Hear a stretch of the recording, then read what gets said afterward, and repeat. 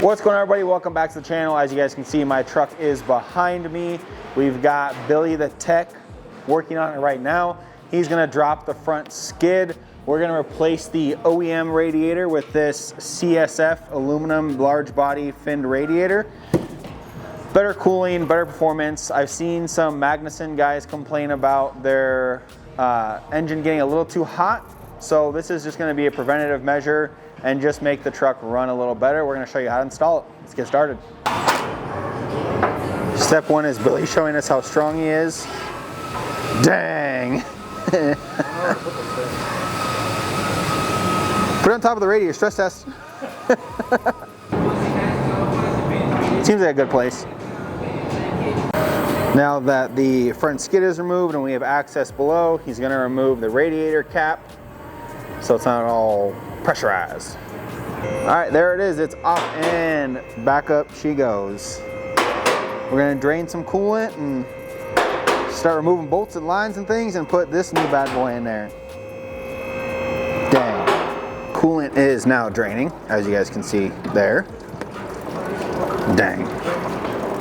And this is why Billy removed that front skid, so this wouldn't just be piling up and making a mess. Now Billy is going to take the fan clutch bolts off and try and get this fan removed, the shroud off, so we have more access to the radiator.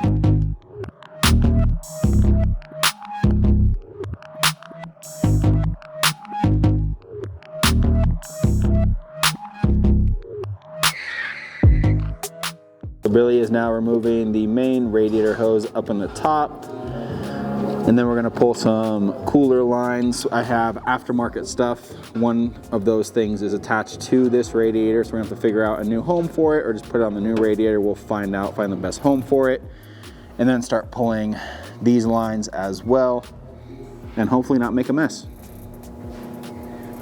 So Billy's got obviously mechanics tools because he is Billy the Tech.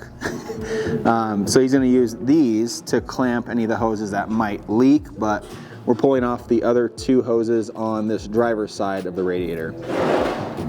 All right, so that's all set up, holding that line from leaking everywhere, and there's Billy's weenus. Whoa. Whoa! All right, Billy has all the lines disconnected. That clamp is holding that one from leaking out.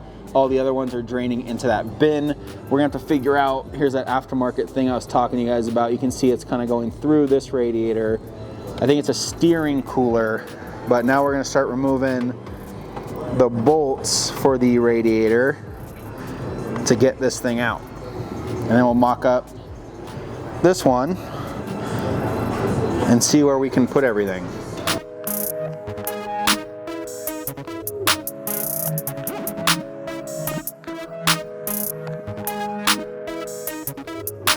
Bolts are out, and the power steering cooler little zip ties broke, so that took care of itself. Take this guy out, hopefully.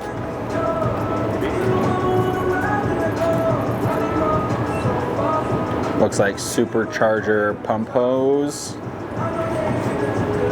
There she goes. So this thing is 4 years old, it's caked in dirt, it's got fins that are bent in, and instead of trying to clean it and fix the fins, I figured we'll just upgrade it all at once since it's supercharged now.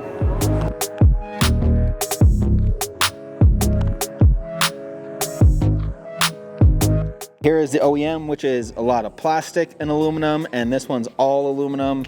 You can see, and hear my knees, how thick this is compared to this one. From the top especially, Jesus.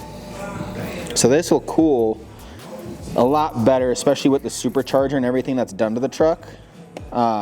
This is gonna be what you want. All right, we got the aftermarket to the aftermarket all figured out. We just shortened it, put it to just the condenser instead of through the condenser and the radiator. So now it's more hidden. And now we can throw in, whoa, this guy. So you guys will take these little rubber bushings off of the OEM radiator, use these metal sleeves, and then you'll use the rubber bushing and the washer on top. All right, so when you guys get those sleeves in the back side here, so there's no logo on the back side, once you get those in, you're gonna want the nut side of this rubber bushing from the OEM radiator to be facing towards the back of the new radiator.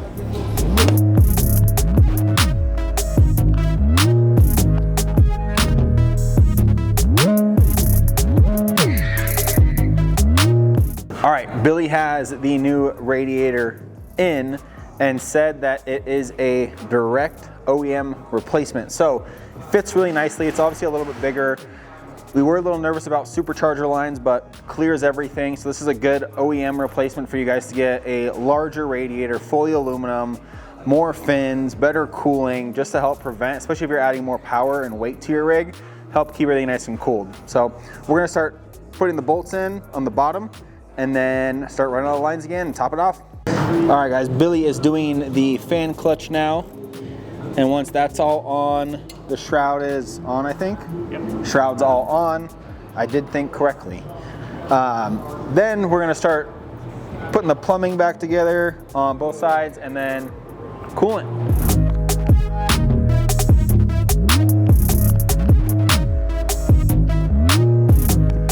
Everything is in. We've got some protective sheathing on some of these supercharger lines, but everything is now plumbed and ready for some coolant. This thing is done. I also didn't know that the transmission cooler was built into the radiator. So theoretically, with the larger fully aluminum radiator, my transmission should cool a lot better as well, which will be really nice because my transmission going over the pass gets to 230 plus 234 degrees until I drop down to third or fourth, and then it rapidly cools down. So hopefully this will make me not have to do that, but I'll let you guys know.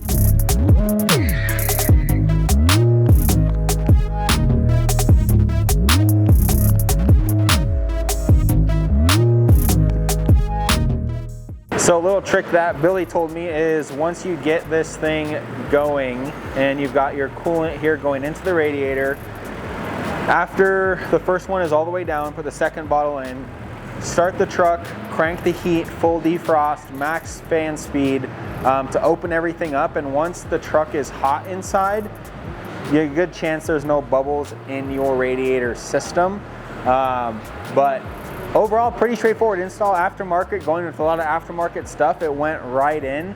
So if you guys are looking for something to help cool your engine and possibly your transmission a bit better for those larger tires, heavy armor, supercharger, whatever it may be, the CSF radiator might be the solution for you.